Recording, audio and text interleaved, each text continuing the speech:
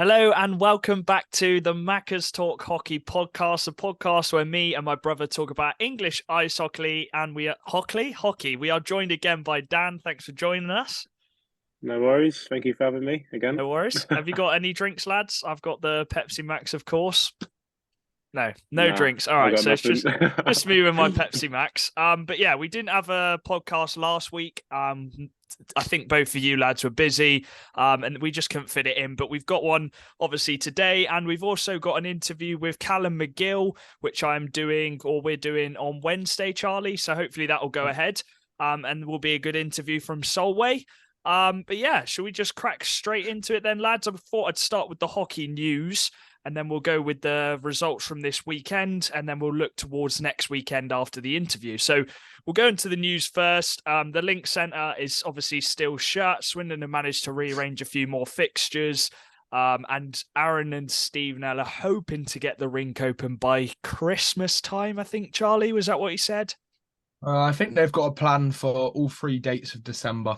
Yeah, so hopefully they can get it done by then. Latest, maybe the new year, but I know we're battling through to try and do it. The other one was Archie Salisbury has left Peterborough to join MK. I know that was last week. Dan, do you think that was the right move for him personally? I don't know what went on behind the scenes, if anything did go on. But, I think Peterborough is a good place for him to be because of the ice time that he'll get. Obviously, it's going to be a hard competition to get ice time in MK, especially with the D-men that they've got. Yeah. If it works out for him, I think it's a good move because obviously MK are a growing franchise and they're already up there with one of the top teams. So I think if it all works out for him, it's a good move. Yeah. The other Hopefully news, it does anyway. Yeah, hopefully. He's a young lad, and we need our young British players to step up and get a place in this National League. The other news was Barry McKenzie leaving Solway, Charlie. Obviously, we don't know what happens behind the scenes. It sounded like a mutual consent deal. So do you think that's a good thing if he's not fully committed? Well, I don't know. He was a good player, but he didn't really seem to find his niche. But then the weekend he got released, and then Solway bagged 4 points. We'll get into that in a bit. The final bit of news was the GB Under-20 squad, which got announced today. So I thought I'd just quickly rattle through the players in the NIHL. And then I've got a little thing I could say about it as well. But we'll start with the goalies. Ben Norton from Bristol. He's looked really good so far this season, and Charlie, despite Bristol having quite a tough start. He's looked a bit shaky at times, but for a 19-year-old, he's a really good goalie. And then is it his brother, Dan Norton? Is that his brother, or do they just have the same name? I'm not sure. Oh, so Dan Norton from Milton Keynes. I think it might be his brother. But anyway, he's one of the backup goalies. And you got Kel Beattie from Solway and D. Sam Kupol, he moved actually from the Bees to Sheffield. So he's in it. We got Malik from MK, Billy Thorpe from Peterborough's got a bigger role now that Archie Salisbury's left. And then Jamie Whitesay, who's on a two-way at Bristol. And then the forwards, we've got Finley Braden, Endicott from Leeds. We've got Ben Brown from MK, Max Stewart, Carter Hamill from MK as well, Josh Shaw from Swindon, Bratton from Seahawks, and then we've got Connolly and Lucas Price from Telford. So a lot of talent from our NIHL. The one player I think should be in it, maybe I'm biased, is Jamie Smith. Do you agree, Charlie? Yeah, I do. But there is some tough competition there. There's players course. like Archie Salisbury who's missed out, and he's a very good D-man at this level. But no, for me, Jamie Smith has to be in there. Defensively, he is very composed, very solid, and he's very physical for his age. Very good D-man, and he really stood out for us this weekend. And in the Leeds game, he was on fire. So maybe really we're a bit biased, but I think he plays like I'm not biased. I know Jamie Smith is a great D-man, and he should be in that squad. But no, some big talents in that squad. A lot of them from MK, isn't it, Dan? Because they've got a lot of players. Yeah, I mean, they've got the best Brits of the bunch, haven't they? Yeah, they do. But yeah, a very good squad, and that's going to be taking place, the Under-20s tournament in December. So yeah, it'll be interesting to see what lines. I think it's Martin Grubb is the coach there, so it'll be interesting to see what he plays. Should we get into this weekend then, lads? Because there was quite a lot of yeah, shock results, you could say. Starting with the Bees on Friday night, they beat the Raiders in London 5-1. And no surprise who was on the score sheet again, Gabaj and Balaz. They are turning into probably one of my favourite duos in the league. What would you have to say on that, lads? Malazitsky and Nell still exist, but no, Valas and Gabaj are on fire right now. They are a joke. They seem to, well, you got to not forget the other guy, which is Doughty, who's in the middle of them, or wherever he plays in them. Them three are just a joke right now, with Stuart Mogg bagging for fun as well. It just seems whenever they need something, you look at the Twitter. Oh, Ballas has scored. Ballas assisted by Gabaj, or if it's Gabaj scores, assisted by Ballas. You watched them on Sunday night, so we'll get into that. So they beat the Raiders obviously on Friday. They then played the Solway Sharks on the Sunday, and they were 4-1 down, and they got back into it, didn't they, Dan? And they did get a point from the game despite losing in overtime. Yeah, I think they had a slow start, obviously. I think they conceded 3 goals in about 8 minutes. Yeah. Obviously, never good for any team. Solway obviously were loving it because they were pumped. But as the game went on, you could see that Bees obviously slowly grew into the game. And you sort of had that feeling that the goal was coming. Yeah. Obviously, you got to check cheat code. That's what you call them. And they obviously came out. And they started scoring their goals, and then obviously from there on, from the second and third period, it was mostly Bees. To be honest. And another 3-point weekend for the Bees. They, for me and one other team, which we'll get into, they have probably been the biggest shock this season. And we're not doubting any of the players, but Balaz and Gabaj, they just seem like no team can stop them, Charlie. I do think they will slow down, if I'm being honest. They may prove me wrong. I do think that you can't rely on one line to score every week, and that is what's happening. But while you're on that train, you roll with it and you keep getting as many points as you can. And they are in a very good position in the league. And anyone who predicted them to finish low is getting slapped around the head right now, like all of us three. So, this weekend coming up, they've got probably the hardest weekend you can get. So we'll get into that in the second half. They are playing two of the top teams. On to Solway, and they've got their first points on the board. Not just one win, they got 2 wins this weekend, a 4-point weekend, and it was coming because I think they've had a few weeks. The last few weeks, they obviously have lost every game, but they haven't lost by big margins. They haven't lost by 4, 5, 6 goals. They've kept it tight. And maybe it just wasn't, they weren't getting the rub of the bounce. Well, what's the phrase? They weren't getting the puck on their side, basically. But this week, the puck seemed to go in the back of the net, didn't it, Dan? Yeah, I mean, when I watched them yesterday, they seemed all right. They seemed a solid team. I really liked that Gardner. I think he was really good. He definitely stood out. I think he was their top line. Yeah. Also, Hare. I'm not sure of his first name, but I think he must have been in the Solway team last year. Yeah, he got 2 goals. I think he played really well as well. Arsenal. Yeah, the D-man. He was really good both in offense and defense. He was really, a really good 2-way game. It was just good to see him, really. It was good to see Solway, obviously, how they've changed since the playoffs last year. Do you think it was just a matter of time for them, basically? And do you think they can now kick on from here? I still think it's going to be difficult for them. But I think it was a matter of time until they get the win. They were, in the first game, they were playing a Raiders team whose heads have seemed to drop at the moment. They're not quite on their fire and form, which I thought they'd be. And then I thought it was very well in. That Bees win was really impressive for me. Yeah. Beating Bees in Slough when Bees are on form was really impressive. I think it showed their top guys stepped up. It looked like John Dunbar, Craig Peacock both got a goal. Gardner seems like he's playing better now, and so does the Arsenal. And then Stenton as well. He seems like he's playing well. So when their top boys are on their game, they're going to win games. And like this league it says it all, really. Every team has lost a minimum of 2 games. This league is a top league, and every team has a chance every week. And I think there will be weeks where Solway don't pick up points. We've seen that. But I think there'll be other weeks where they'll pick up points they're not meant to pick up against some of the top boys. So, now they're on the board. I think they'll feel a lot more settled in. I think the nerves would have gone. They would have brushed off the cobwebs now, and now I think they will start to be competitive in most games. They've got a bit more comfortable as well traveling away. They've had a lot of away days, a lot of times on the coach. I think they're getting used to it. So yeah, I think it was a long time coming, and they've got the 4 points. As for Raiders, they didn't get any points this weekend. A difficult time for Raiders at the moment. I know they beat us last week, but they seem to not be clicking at the moment. The team, Dan, they've. Yeah, I don't know what it is. They've had 2 new imports come in. They've got 2 small imports. Obviously, last season they had Roberts, they had Gomesic, big players, but they've got 2 smaller ones. They've got a few new players. It's not quite clicked yet, has it? No, I'm not really sure because obviously on paper they've got a really solid team. Obviously, the players that stood out last season have obviously carried over. Yeah. They've got Milton, Norcliffe, the additions of them. Obviously, Nick Lair at the start of the season was really solid, started really well. But I mean, all teams go through this little patch of this sort of not being able to get results.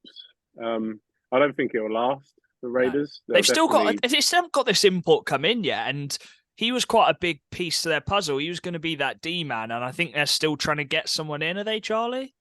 I think so, but I wanted to quickly make a point on. Have they? Huh? I don't know if they've got the third import they yet. got someone. They had someone, but they haven't announced him.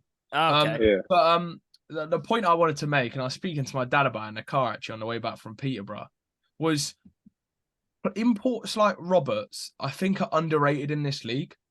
He gets a goal every 2 out of 3 games. He puts up a point a game no matter what. And that's invaluable in this league, man. Having a big import who picks up a goal every 2 games sort of thing. I think they miss that. They miss a player who just, is going to snipe every game. Yeah. And I think someone like Alex Roberts, he gets his stick, he gets his thing. But at the end of the day, bagged in Coventry, he got going, especially as the season ended. And I think they miss a player like Roberts who just seems to snipe a puck out of nothing. But it's not like they haven't got those type of players, though. Milton's shown at Basingstoke that he can do that. Norcliffe's come in. They've still kept Connolly. They've still got Sylvester. So maybe it's just a matter of finding the right lines with these new players coming in, and maybe as a team they just need to click better. I know teams go through patches where they're good and bad, and I'm sure that they'll be good in weeks to come. We'll move on though. We'll go to who do I have on the list? We have actually got Swindon.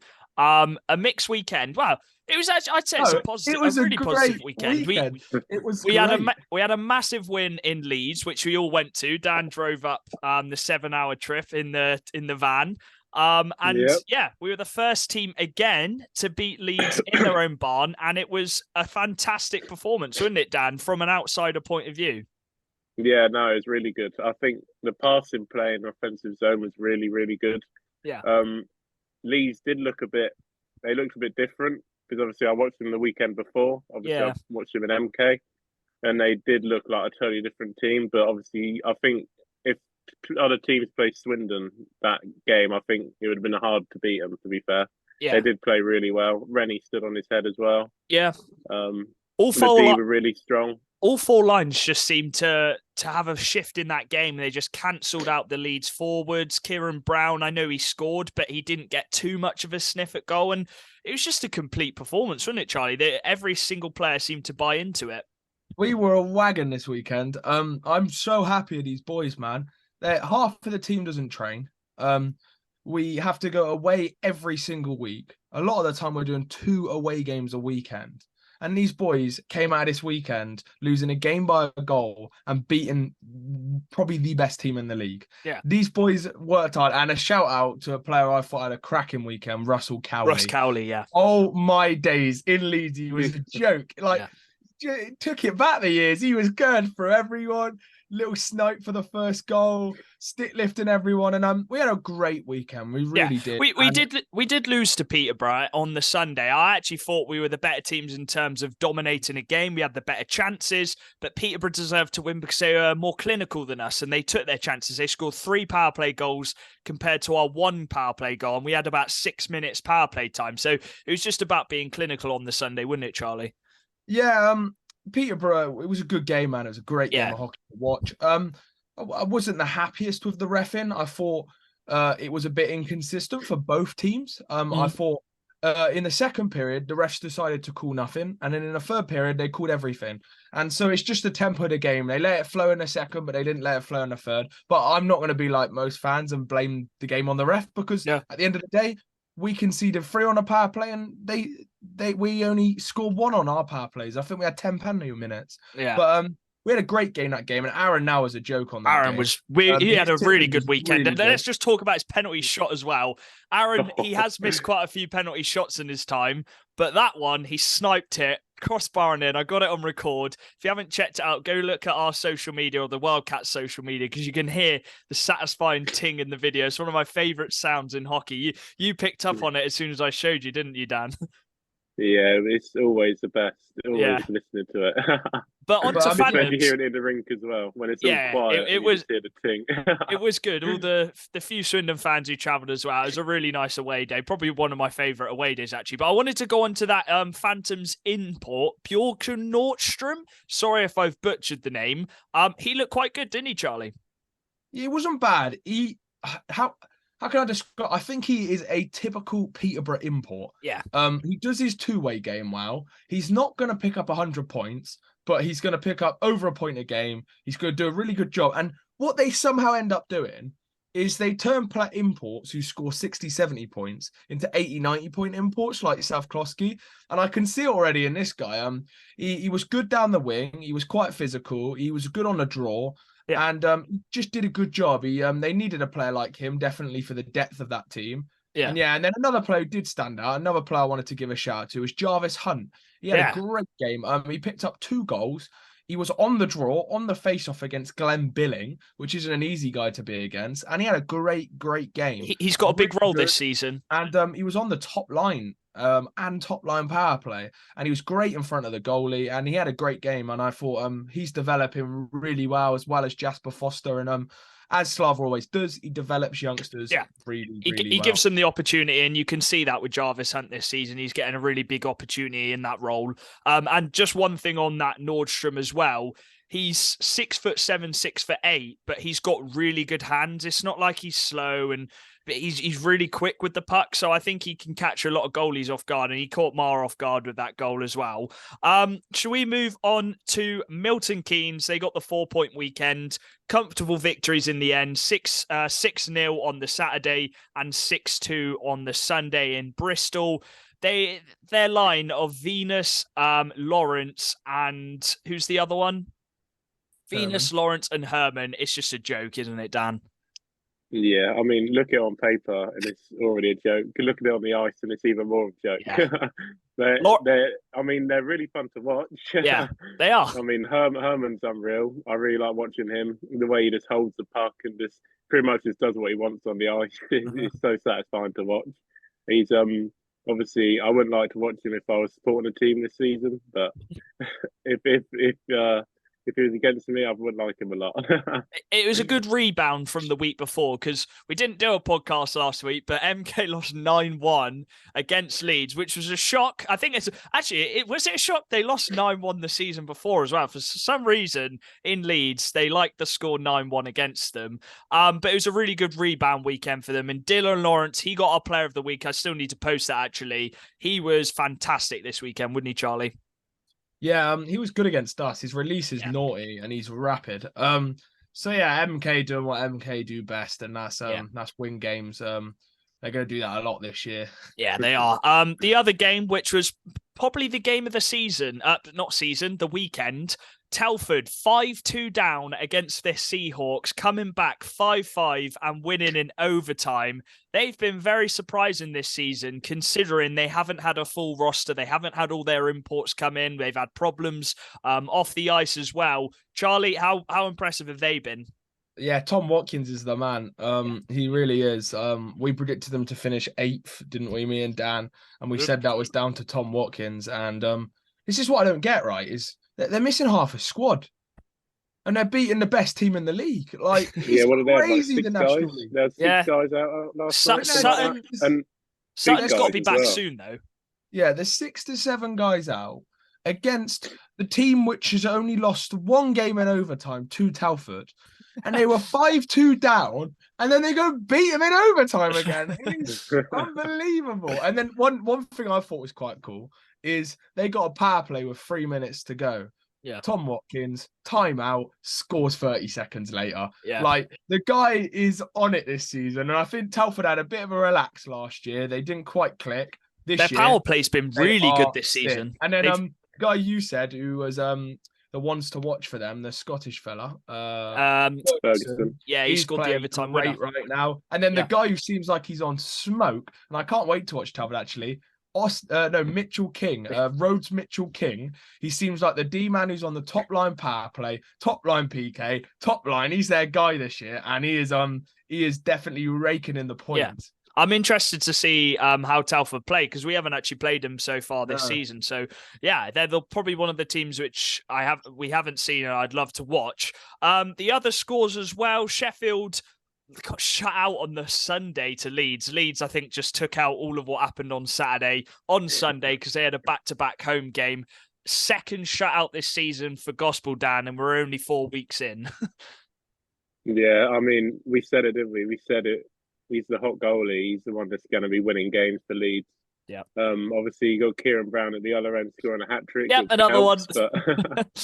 But he's just going to be loving that. We definitely angered him on the Saturday. Yeah, we did. I thought Bedbris dealt with him really well, to be fair. We predicted it as well. We said that on the way home. We said that we'd just anger Leeds for Sheffield the next day. Yeah. Charlie, have you got... It showed. Go on, Charlie. Big shout out to the boy, Ollie Endicott, point a game in the National League so far this year. He is on fire. I messaged him yesterday. I said, might as well call you McDavid now, mate. I said, you're on fire at the moment. He's getting those 2 assists. And he's I think he's on 8 points in 7 games. The kid's on fire right now. He's getting the opportunities though, and that's what I like about Aldridge. He's giving these young guys opportunities, and they're taking them, which is really good. The final results: Sheffield obviously beat Telford on the Saturday, so they did get 2 points. A lot of teams getting 2 points actually. Is anything to add on this weekend? Just shout out to the Swindon players. I love them, man. they are good. They're not training. Like, I don't even think half the team doesn't train, and we still turn out and we put on a performance. But we have got a good team. Like, there is no excuses. Oh, We've no, still of course got a really good team. You've got to give. This is what the National League is about. Yeah. You've got boys who don't train, who are spending their whole weekends out because they had to get a hotel, and they're not doing it for the money. They're doing it because they love the sport, and it's what hockey's about. And shout out to all the teams who are rearranging fixtures, helping Swindon out. All these things are so big, and it just shows the National League is such a loving, great league. It's nice to see, man. It's nice to see the support for us. One of the fixtures I can't wait is the Solway Sharks. We're playing them at the Cardiff Devils Stadium, so that's going to be really good. I think we're all going to that, aren't we? Yeah, that'll be interesting. Dan, did you have anything to add before we get into the interview? It's not really a bad thing. Obviously, they won, but one thing that Solway will probably be concerned about is that they gave away that 4-1 lead. Yeah, I think. Obviously, I know they won in the end, which is obviously all good, but they don't want to be doing that a lot. They don't want to be giving away leads like that. Yeah, especially if they're struggling to get wins anyway. They don't want to be working that hard for the win. But I think that'll come in time. I think it will come in time, just getting used to holding on to leads, getting used to the league, because it is their first season. I don't know if we've mentioned that yet, but it is going to be difficult when you play your first season. So, yeah, we'll get into the interview, though, with Calum McGill from Solway. And, yeah, hopefully it's a really good interview. Hello, welcome back. I am delighted to be joined by Solway Sharks defenseman, Calum McGill. Callum, thank you for joining us. Yeah, of course. Love to do it. Yeah, how's it been settling into Solway back in Scotland? Yeah, it's been good. Bit of an adjustment going from back in Canada, but it's nice to be home, seeing my family and all that stuff. So yeah, it's good to be back. Yeah, and obviously you're out in Canada for, you just said 10 years, but you're back in Scotland. Is it nice to be back home? Yeah, it is. It's nice to be back. Just with my grandparents and all that, getting along in life. It's nice to be back and being able to see them and all my family that I've not seen in years. Yeah. So yeah, it's good. What would you say like the main differences are then from playing being a defenseman in Canada to playing so far in the National Ice Hockey League in England? Probably the time and space that you have. You have a little, almost split second less time when you're in North America, just because of the size of the ice pad. Yeah. That's literally it. But guys are faster, bigger, and stronger at this level from what I was playing in Canada anyways. Yeah, and how have you I'll go back to the start actually. So how did the move to Solway come about? Because obviously you were playing in Canada. How did it come about? Kind of came about, well, I played with the GB under-20s team the last 2 years, and Martin's the head coach there. And when I heard they were moving up into the national, I kind of shot him a little message, and then it kind of just went from there. Yeah. So that was basically it. Yeah. And did it have an effect that you were going to be back home playing in Scotland? Was that something that swayed your decision a bit? That was a little bit of a sway there, because I wanted to try and be as close as I could to home. Here it's an hour and 15-minute drive. Yeah, exactly. It's not too far at all, right? So it's good. It's good. And what were your expectations, obviously, coming down to Solway? Because they were in the league below last season and they absolutely smashed it down there. And Martin probably told you about his expectations for this season. But what were you looking to achieve coming into this season? Just keeping my PK stats up. That's kind of that's my specialty. So just kind of keeping my PK percentage up, and for personal goals anyways, but as a team, last weekend was the start of something. So we finally got the first 4-point weekend. Yeah. And once we got the first one, I had no doubt that we were going to roll. So I think we have a very good chance this weekend of rolling through guys again. Yeah, I was going to ask about that, because we were saying, me and my brother and Dan, we were saying you guys haven't been smashed by 4, 5, 6 goals in the start of the season. It's been really tight games. You've only lost by a couple of goals. Do you think it was just a matter of time coming into last weekend that it would just go on your side? You get those goals in the back of the net? Yeah, I think so. Because even in those losses where it's only a couple goals difference, exactly, we're getting our chances, but no bounces were going our way. Yeah, absolutely none. And then especially in that Bracknell game, or not Bracknell, I guess it's Bees now, right? Yeah, Bees. But in that game, we kind of had our bounces go our way a little bit more, so it kind of helped us and pushed us across the line in that game. But it was good to finally get those points on the board. I bet the journey back from, where was it, on Sunday? Was it in Bees? Slough. It was in Slough. How long was it back up to Solway? I think it was 6.5, 7 hours, because one of the roads were shut. Oh, so we had to cut back across to Sheffield and then back up. Well, I bet the vibes are good on the way back home though. So it was very good. I was going to ask actually, because this is one of the things me and my brother were wondering going into the season. What is it like going into the weekend and knowing you have to do a lot of traveling? Is that been a problem for you and the team, or is that been all right? You just got to know each other even better? Well, for me personally, and I think it kind of goes for the couple of imports that are on the team too. Yeah. 8 hours is our longest bus ride. Yeah. That's not very long, does in Canada. Most of our bus rides could be upwards of 12, 13 hours. Yeah. So an 8-hour bus ride is okay. It's not a short bus ride, but we're used to it. It's pretty consistent that those are the lengths that we would have. Yeah. And it's just kind of making guys on the team now understand that you just got to relax on the bus rides. Don't try and overthink anything, amp yourself up too fast. Just get the rest you need, hydrate, and be ready to go when you get there. That's basically it. And it seems like it's a really positive kind of atmosphere at Solway. They came into the league, and obviously a lot of teams, if they were new coming into the league, I think they'd be a bit nervous coming to the league, but they've really made an entrance into the league, and a lot of fans from other teams as well have respected how they've come into the league. How is it with you and the boys? Because it's a very new team. Yeah, no, all the boys love it. The staff, the owners, everybody have been absolutely fantastic with us. We couldn't ask for anything more from them. They've given us everything we can ask for or dream of to succeed. So yeah, props go out to them, and the way they've done things, setting things up and starting this whole thing. They've been unbelievable. I wanted to ask as well about a couple of the players, because obviously you had John Dunbar. He's the main man in the team. He's come down from the Elite League. What's it like playing with John, and what's some of the stuff which us fans wouldn't really get to see behind the scenes of him? It's just his preparation. Like, everybody plays 2-touch and all that stuff, right? Yeah. He doesn't even play 2-touch. No, he kind of sits by himself, does his own thing, and he's very, very routine and superstitious in the way he does things. But you can't really fault the guy for that. He's been a point per game player in the elite league, so like you let him do what he wants to do. And he got a couple goals at the weekend as well, didn't he? Yeah, and one of them was disgusting. Look at that. Yeah, it was nasty. But he's very good at talking with us. Like, me being a younger guy, like if I have any questions, he's always open to talking about things, and always if you need help with anything, he's right there and you can ask him. And same goes for Peaks as well.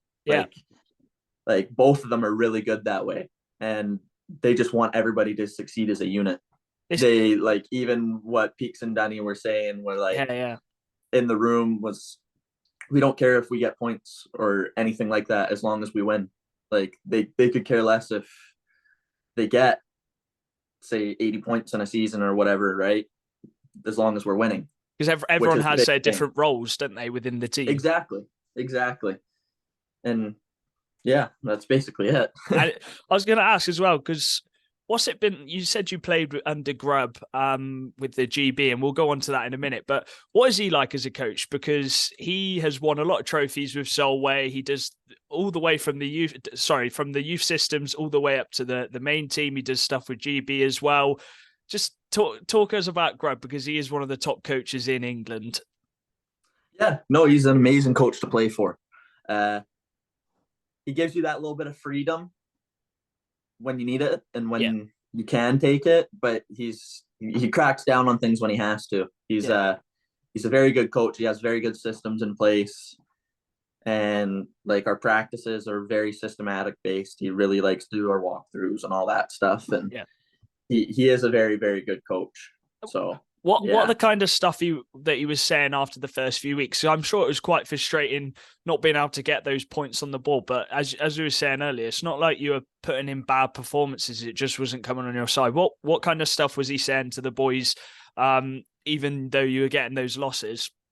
Yeah, he was just kind of saying we got to trust the process, right? We've got to trust the process and get through this hurdle. Once we start getting bounces our way, and once we get one, they'll just keep rolling. So that's what the motto was when that kind of happened. And and moving on to GB as well, what was that experience like for you, being able to represent your home nation? Oh, it was unbelievable. It was absolutely unbelievable. My first year we went to Romania, got a bronze. Second year we went to Lithuania and got a silver. Unfortunately, one bad period cost us a gold medal, is what it was. And that was heartbreaking. And it was even worse the fact that the last game of the tournament was Croatia-Romania. Romania were down 4-1 or something stupid. Then they brought it back to 4-4. And we just needed a tie for Romania with Croatia to get a gold medal. And Croatia scored in the last 3 minutes. Were you all the boys watching the game as well? Yep. Oh. Yep, we were all there watching it, and it was just, we watched Romania come back too. Like they were down, and Romania didn't win a game that tournament, but I bet the emotions were just it was ridiculous. It was crazy. It was a whirlwind, but great group of guys, great staff, great like our manager Ian, all of our physio staff, coaching staff, all of the players, all that are absolutely amazing people, just as well as amazing at what they do. But so, I bet you learned a lot though from, I guess you have to go through some pains in hockey to be able to succeed even better and make you better as a player. 100%. That's just life as well. It's just how it happens. Yeah. For a player like yourself, for the people who don't really know too much about your game, how would you describe, you said you like playing on the PK and a PK specialist, but how would you describe your game? And if there's a player in the NHL who you look up to, what player is that? Oh, that's a tough one. Yeah. That is a tough one. I never thought about that. I kind of I'm a bottom six guy. That's kind of my role, but I'm not scared to go to the dirty areas, and I'll do whatever I'm asked of. If you tell me to put my face in front of a puck, I'll put my face in front of a puck. If you tell me I need to fight that night, I'll fight that night. I'll do whatever it takes to earn my ice time, and whatever's going to benefit the team, that's what I'll do. Yeah. And that's all I care about doing. Yeah. And that's kind of been my role, and that's how I've been able to get to where I am. And I did that role in GB too, killing penalties, all that stuff. That was my role at GB. That was how I made my GB teams, and that's how I'm here now. I think some fans as well don't realize the importance of those kind of players, because you need those type of players to allow your top end scorers like John Dunbar and like Peacock to be able to get that rest, so they're fully ready to go out for their shift and score the goals. So I think exactly the type of players which you're describing in yourself, I think they go under the radar a lot with some neutral fans. Yeah, we're kind of the grunt players, I guess you could say.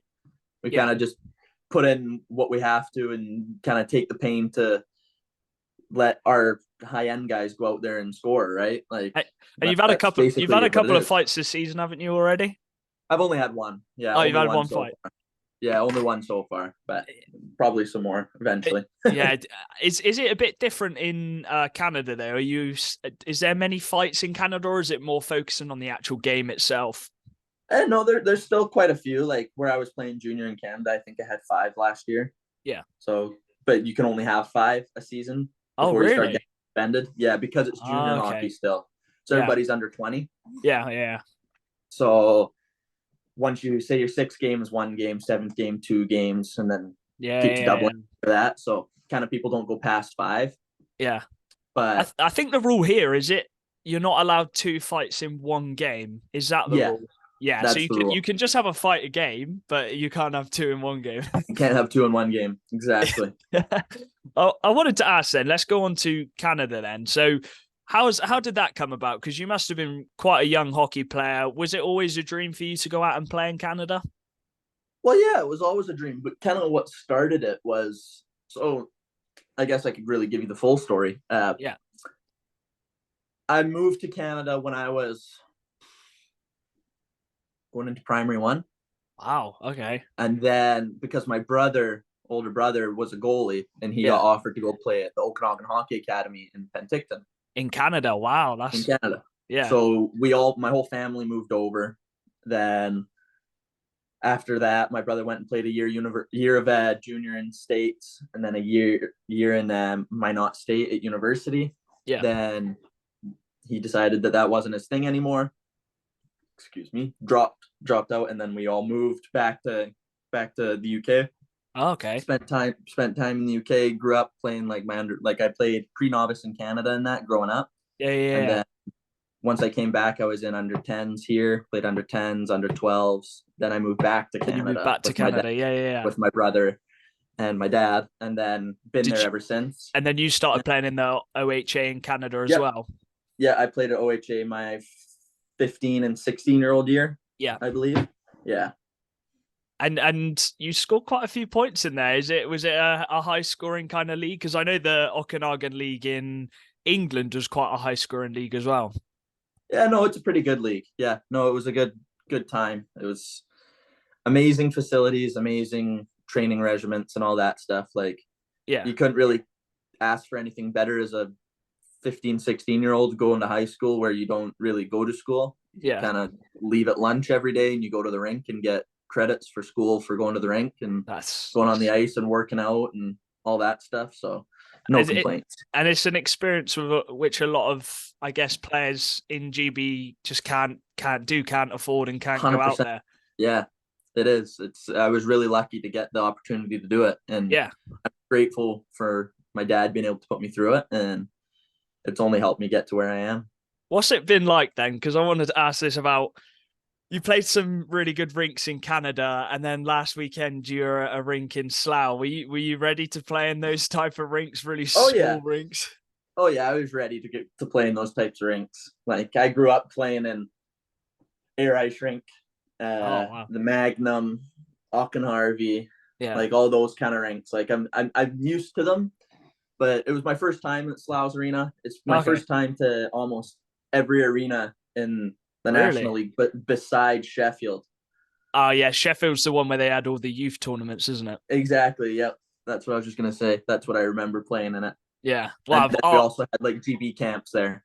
Yeah. It's Sheffield's actually the Steel Dogs rink is my favorite rink actually because it is a nice rink. You can just sit in the stands. They got beautiful food as well, and I think the view's really good. You haven't played at Swindon yet, have you? No, I have not played at Swindon yet. No, because our rink, obviously, you probably know our rink's closed at the moment. Hopefully, it'll be ready for the new year. But we have a game against you lot at the Cardiff Devils Stadium. I bet you're looking forward to playing there.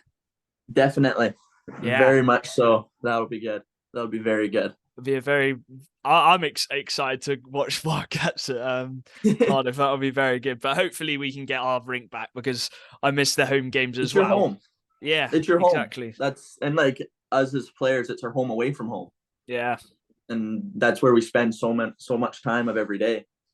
So it's what's it like playing in front of the Scotland fans then? Because I know there's a lot of crazy Scottish fans up in Solway. It's unbelievable.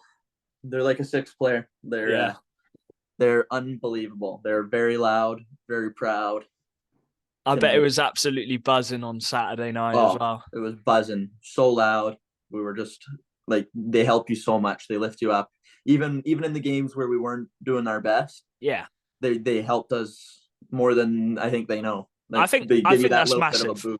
I think that's massive to have fans who carry on supporting and cheering no matter what the score. And I think that's going to help you going into the long run as well, because me and my brother were saying it's always going to be a tough start coming into the league and new players, new team. But now it's time to kick on. Now you've got used to each other and you've got that 4-point weekend. Exactly. Yeah, 100%. And you've got a big test this weekend. I was going to ask about that. You've got MK Lightning. Is it away on the Saturday? Away. And then you've got Leeds on the Sunday. How are you looking forward to that? Because Leeds and MK have been at the top for the last couple of years. Can't wait. It'll be good. Yeah. Just cannot wait. It's always a good test to get the top of the table, right? So exactly.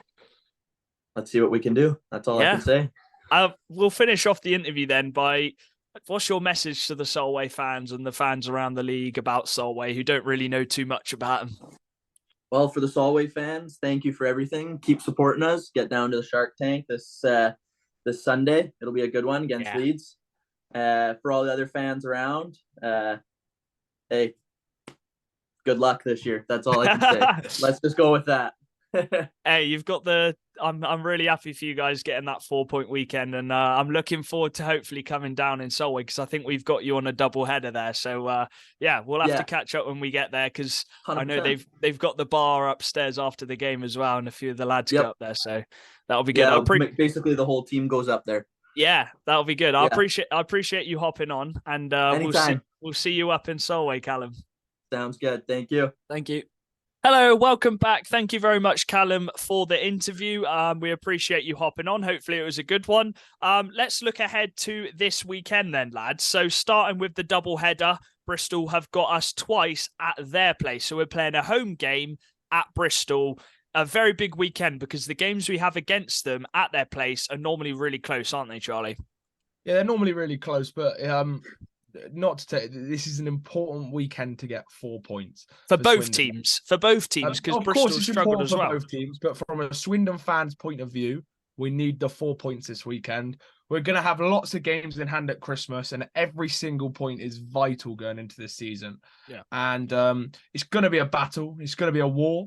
Bristol have obviously got a nice, almost double home header, even though one of them counts as an away game. So that's always lovely for Bristol. But it's an important weekend for both teams. But from a Swindon fan, I really want to get the 4 points this weekend. It's a must-win for both teams, isn't it, Dan? Because Swindon, that's what they struggled a bit with last season. The teams who are at the lower end of the table, those are the teams which they slipped up points against. So it'll be quite vital for Swindon to go there, even if it's not a smash, and just try and get those 2 points. That's all that matters, isn't it? Yeah, and obviously it's also the derby game. You always It want to is, win yeah. the They're derby. always up for the derby game, Bristol. No matter Exactly. what trouble they're in, whether they're missing players, they're always up for the big game. And they've done us a couple of times. They did it last season, didn't they? And they beat us in the pre-season at their place. So it is going to be a tough old game. And now it is the hard weekend for the Bees. Now, the Bees on the Saturday have Leeds away, and then they've got Seahawks at home. So 2 teams at the top. This is going to be their biggest test, isn't it, Charlie? Yeah, it's a difficult weekend, and I think that Leeds away is going to be tough. But I don't know. Something about Seahawks at home, small rink, Ballas and Gavage.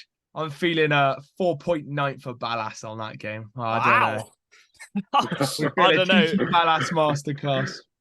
We'll have to see. But every time we say, "Oh, will Bees be able to do it?" they always pull up a result, and they did it again last week against the Raiders. Another team who's got a very difficult weekend is Solway. They've got MK away on the Saturday, and then Leeds at home. Dan, is that quite possibly the hardest weekend you can get? Yeah, that's not really the weekend you want after getting your first 4-point weekend. You sort of want to be getting to start and going on a roll, but going against them 2 teams is probably the hardest they've got. Yeah, I don't know. Can Solway get any points from them, lads? I'm not sure. It's difficult. A positive to go into the weekend is that they're going to be high spirits from this weekend just gone. So they might be coming out firing. It's the best position you'd want to be in as a Solway player, that you've just come off the back of a 4-point weekend. And you never know. It's hockey. You never know what could happen. That's the beauty of this. Charlie, what way can you see it going? Good luck, Solway. You never know. The home game. Good luck. MK away. If you come away and you've not conceded more than 5 goals, I think you're quite happy. MK away is like an absolute. I don't know how Hull did it. I can't lie. But their home game. Who knows? You never know. This league is mental. And now the Leeds in their building, so anyone can beat Leeds. Now Solway have got their win at the home stadium as well. And Martin Grubb's a good coach. Let's not forget they haven't been smashed yet. They haven't been beaten by a lot of goals. So we'll have to see if that happens this weekend. A big bounce back weekend for the Raiders. They've got Telford at home, and then they've got Phantoms away. Now, I know that both teams are quite difficult to play, but they need to get a win, don't they, Dan? They can't go another weekend without getting a single point. Yeah, they're going to be wanting at least 2 points, if not 4, from this weekend. Yeah. I think the coach, I know he expects 4 points. And the fans are going to be wanting 4 points. The players are going to be wanting 4 points. I think they just had to put all the losses that they've had behind them, and they've just got to go for it this weekend. They can definitely beat them. They can definitely win both these games. Yeah, but they just have to proper go for it. Yeah, Charlie, can you see the Raiders bouncing back this weekend? A home game against Telford. I actually think Raiders could win that game. I could see them getting two points out of that weekend. Two points. They're a good team, man. They're a good team. They just haven't clicked into gear yet. Yeah. The other games, you've got Seahawks only having 1 game this weekend. Oh no, have Seahawks got 1 game? Bees. Sorry. Seahawks have literally just got the Bees on the Sunday, and Sheffield only have 1 game this weekend against Phantoms on the Saturday. I think that's going to be a really good game, Sheffield versus Phantoms. They're both near the middle sector of the league, both needing points. Who do you think is going to come out on top on that one, Dan? Sheffield or Peterborough? Is it in Peterborough? It's in Sheffield, this one. Oh, okay. I think that's going to be very tight. I reckon that could be a OT, maybe. Yeah, that's going to be a really close game. Obviously, Slav is going to use his master plan to win. Obviously, you got Sheffield in their own rink as well. Yeah. That's going to be hard to call. I'm not really sure where that could go. They still haven't got their 3rd import yet, have they? Sheffield, I think. Didn't Hewitt... They said they won't. Hewitt said he wasn't going to get a 3rd import. He's not. I heard at the start that he probably was going to get one, but is he not going to get one then? It got said by the guy who reports all the Yorkshire stuff. Okay. He made an article on how Hewitt said he wasn't going to get a 3rd import, but I think Sheffield are going to win that with a Jonathan Phillips masterclass. Wow. Okay. He's on form, to be fair. The last thing I wanted to bring up before we end the podcast, Brython Freese. Charlie, we put out a post the other day. Well, I put out the post about your prediction of Bryson Priest being a big player for this Bees team, and he's been really good so far this season, hasn't he? What can I say? The hockey knowledge is on fire right now. Bryson Priest, I had a feeling he was going to be good. I had a feeling he was going to be good. And he's turning out to be very important for the Bees. A whole fan commented on one of our posts, as whole fans love to do. He was, all you got to do is screen him. But Bees will beat them this weekend, and shush that whole fan. Oh, wow, big prediction. But you've seen him quite a few times because you've been up the Bees. What is it about him which makes him such a top-level goalkeeper? And obviously he's had that Elite League experience, hasn't he, Dan? Yeah, I think obviously the Elite League experience is obviously going to be, you got Elite League shooters shooting at you every training session. Yeah. You've obviously got the best coaches teaching you how to do it. Yeah. I think he's just taking the opportunity of being a starting netminder, taking everything that he's learned and putting it into his game. I think he's proper going for it this season. Yeah. I don't blame him either. I mean, you're getting the chance to be a starting goalie. You want to give everything. You don't want to be giving up that starting goalie spot as soon as you get it. Yeah. So, I mean, Bees are in a good situation with him because he's not going to be wanting to give up that spot. No, exactly that. And he's going to have to prove it this weekend, obviously playing Leeds and Seahawks. So we'll see if they can get a big result. Thank you for listening to the podcast. Thank you, Callum, again for hopping on. If you haven't already, please do go follow all our social medias at Macca's Talk Hockey on Twitter, Facebook and Instagram. Anything else, lads? Or should we leave it at that? Up the Wildcats. Hopefully the home games will be back soon. I actually really miss them because, yeah, it's easy to get to from Cheltenham. So, thank you for listening and thank you for watching. Peace.